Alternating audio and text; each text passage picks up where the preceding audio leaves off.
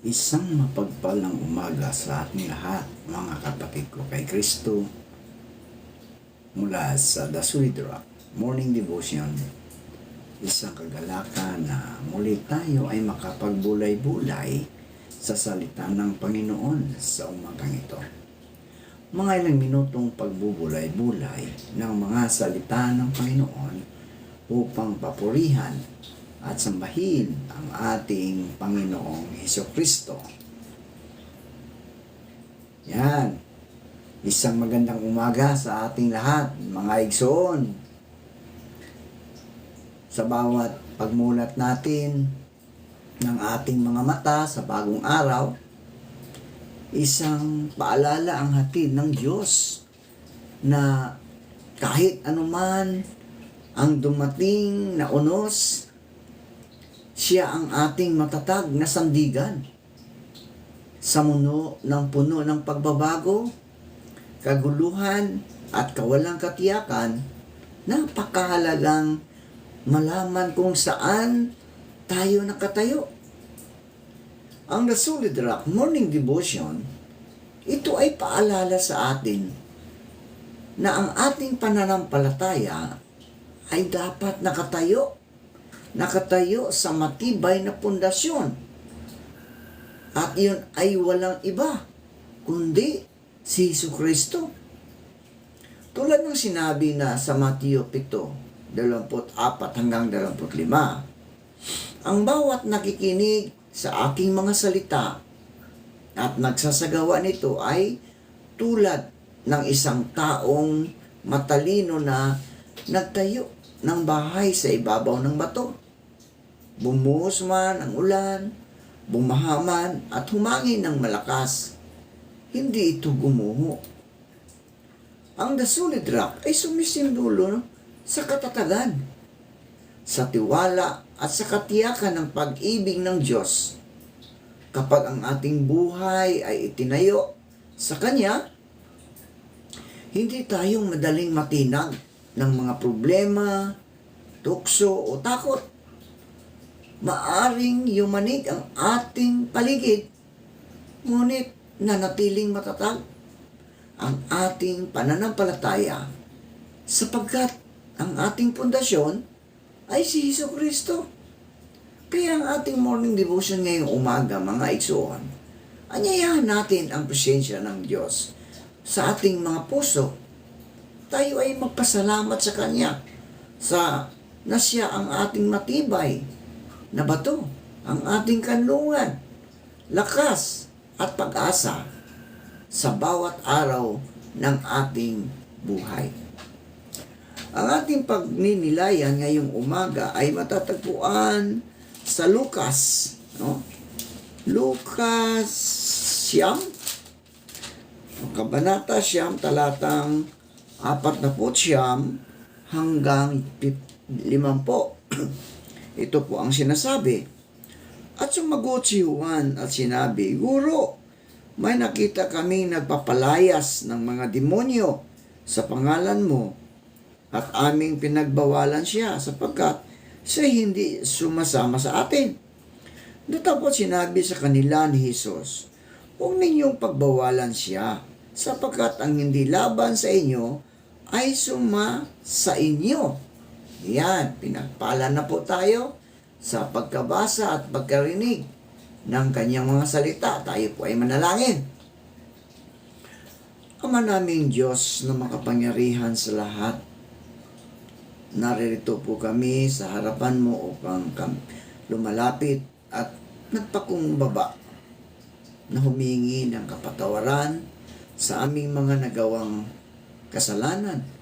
Patawarin niyo po kami, O Diyos, at bigyan niyo po kami ng karunungan upang makasunod sa iyong kalooban at gabayan niyo po kami sa lahat ng aming mga ginagawa.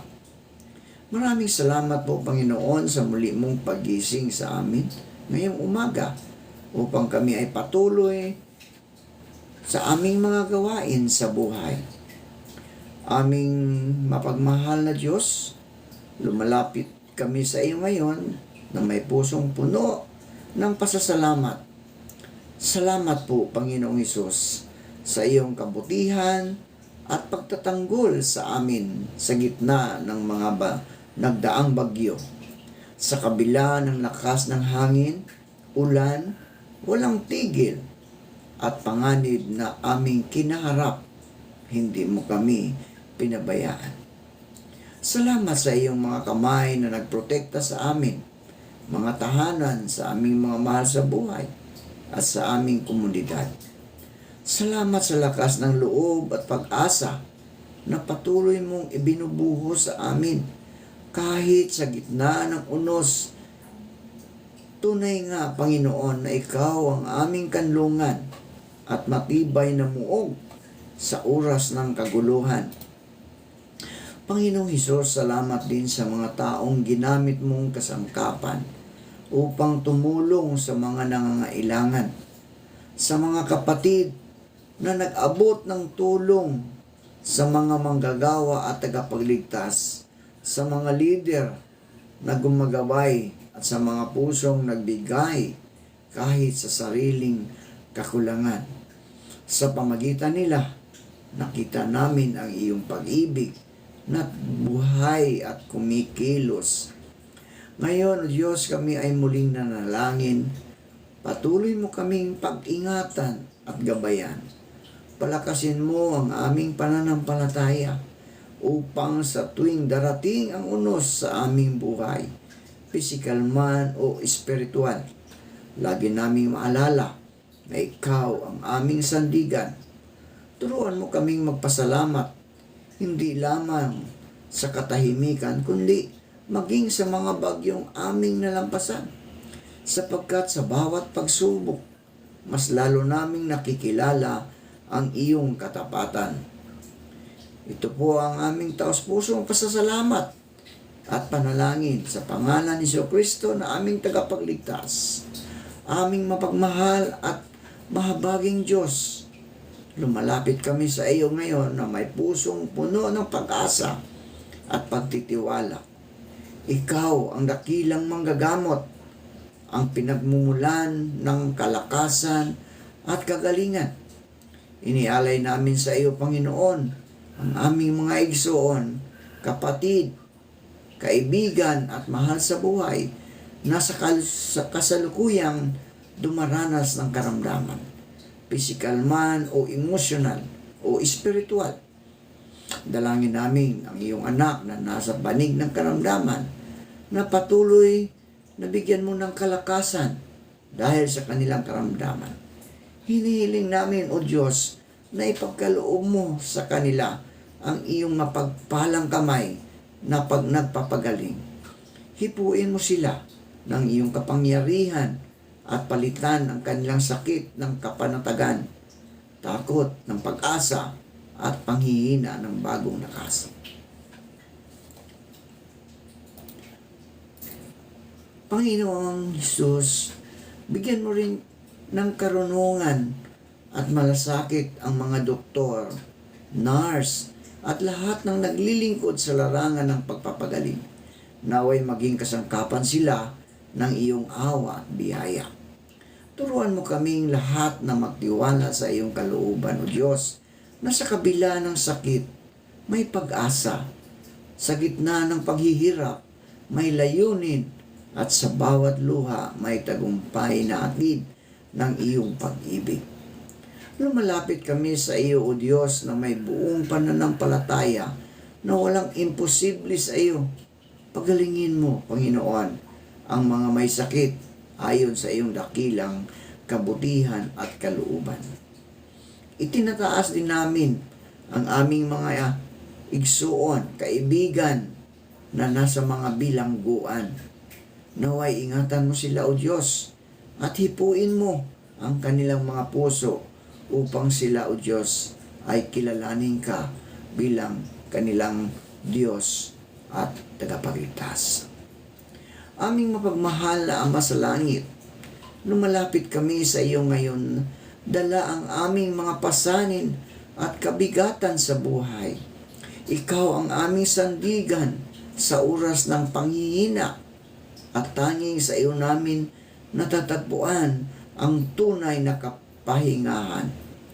Panginoong Diyos, itinataas namin sa iyo ang lahat ng taong dumaranas ng matinding hirap, ang mga nawalan ng trabaho, ang mga may suliranin sa pamilya, O Diyos, ang mga pinanghihinaan na ng loob, at ang mga nawawala ng pag-asa. Naway ipadama mo sa kanila ang iyong presensya at pag-ibig na nagbibigay ng kapayapaan sa gitna ng bagong bagyo ng buhay.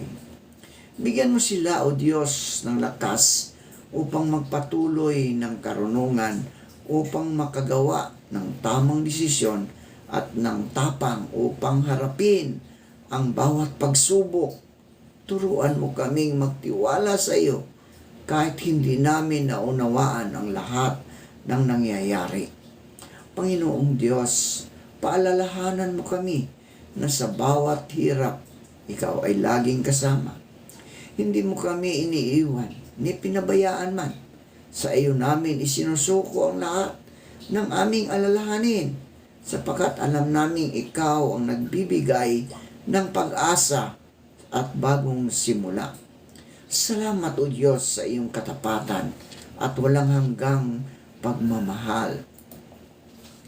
Aming mapagpalang Diyos, maraming salamat po sa panibagong araw at sa pagkakataong makapag-aral.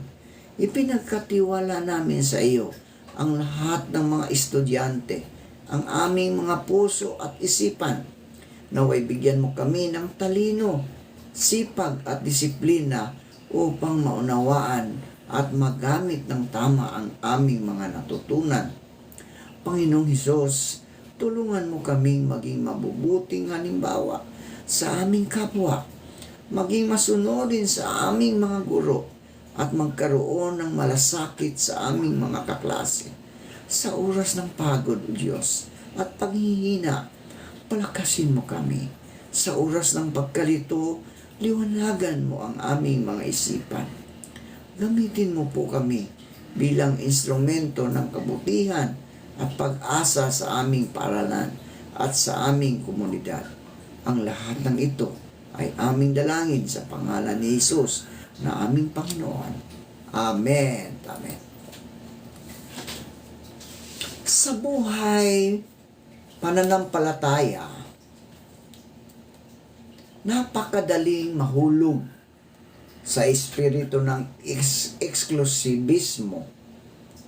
Yung pakiramdam na tayo lang ang tama, tayo lang ang ginagamit ng Diyos, at ang mga hindi kasama sa ating grupo ay hindi kabilang sa gawain ng Panginoon. Ito ang nangyari sa mga alagad sa Lucas 9:49 hanggang 50. May nakita silang isang taong nagpapalayas ng demonyo sa pangalan ni Jesus. Ngunit dahil hindi kasama sa kanilang grupo, pinigilan nila ito. Hindi nila tiningnan ang bunga, tiningnan nila kung kasama ba sa atin. Ngunit itinuwid sila ni Jesus, mga igsoon, na sa isang malinaw na at mapagpalayang prinsipyo. Ang hindi laban sa inyo ay panig sa inyo. Kung babalikan ang buong kabanata, makikita na ang mga alagad ay may internal struggle. Nagtanong sila kung sino ang pinakadakila. Ay matatagpuan natin sa Lucas 9:46. Hindi nila matanggap na may ibang gumagawa ng ministeryo na hindi bahagi ng kanilang maliit na grupo.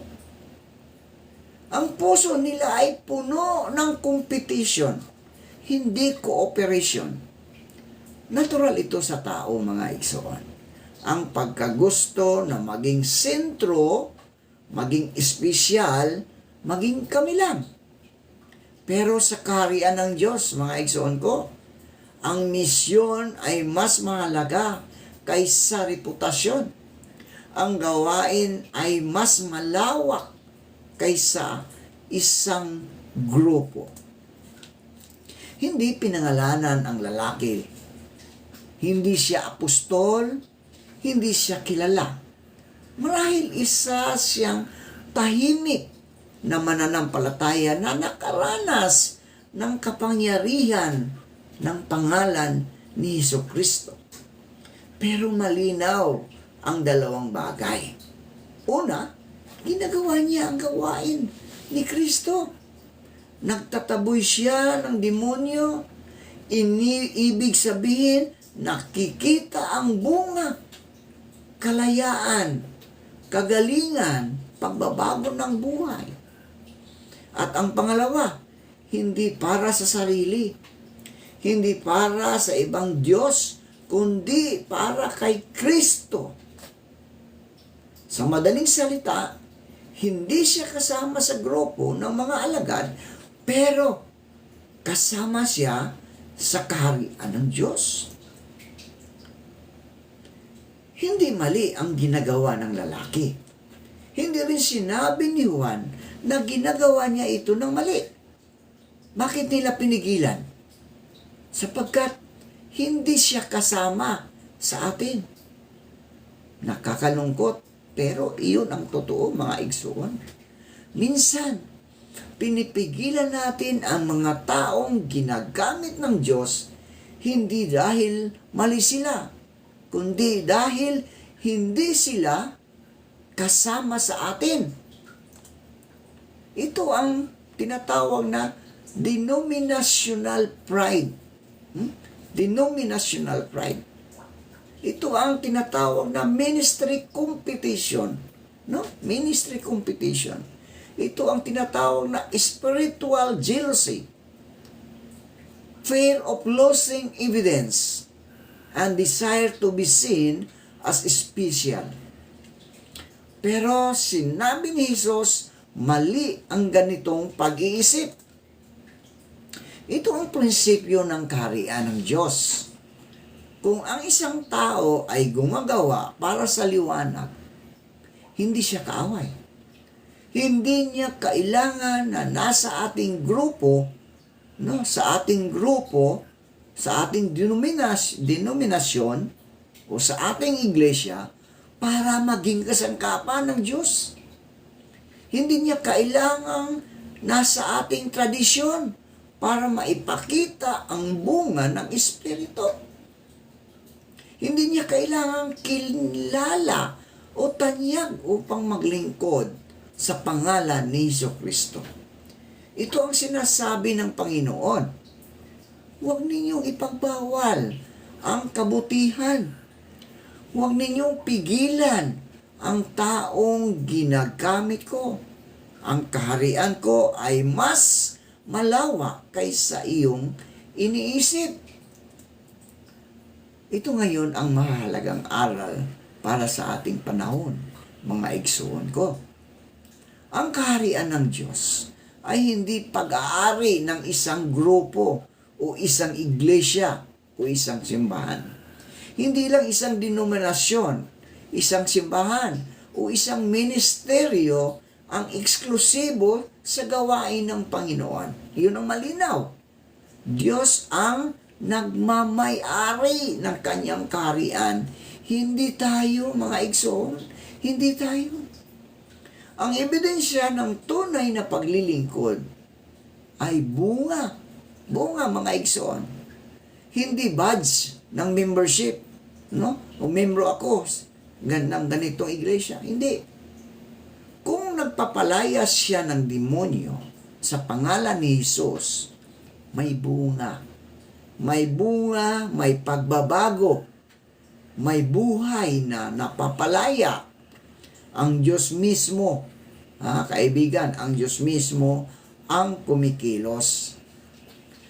Mas mahalaga ang misyon kaysa posisyon. No? Mas mahalaga ang misyon kaysa posisyon. Hindi kailangang maging tanyag, kilala, no? Para maging instrumento. Hindi kailangang nasa spotlight, no? Upang maging kapaki-pakinabang. Ang pinakamapanganib na hadlang sa gawain ng Diyos ay hindi ang dyablo, igsoon. Hindi ang dyablo. Kundi ang inggit at pride sa loob ng simbahan.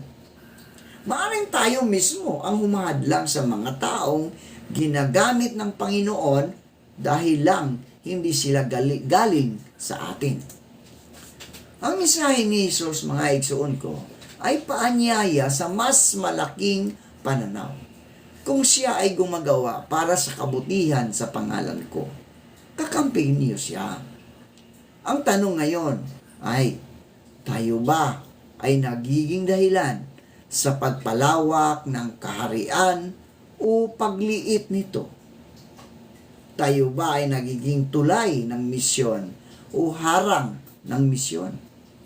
Tayo ba ay nagagalak kapag ginagamit ang iba o nasasaktan dahil hindi tayo ang napapansin?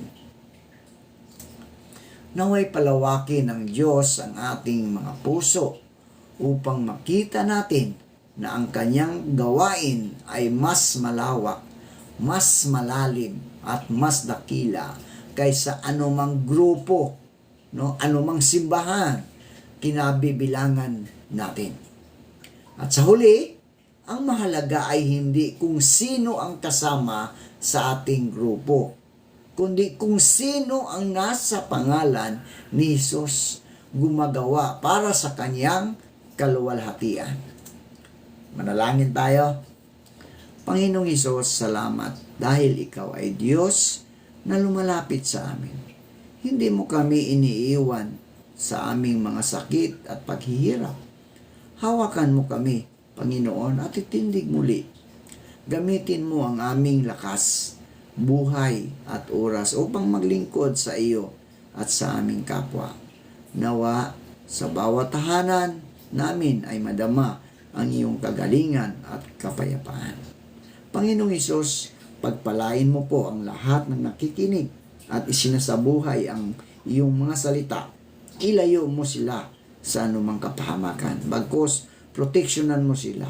Gayon din po, O Diyos, ang mga igsoon naming nakikinig na may karamdaman. Hipuin mo ang kanilang mga karamdaman upang ito'y maging malakas at gagaling, Panginoon. Ito man ay sakit ng diabetes, hypertension, sa bato, o anumang karamdaman, Panginoon. Ikaw, Diyos, ang siyang magpapagaling nito. Sa pangalan ng Ama at ng Anak at ng Banal na Espiritu Santo. Amen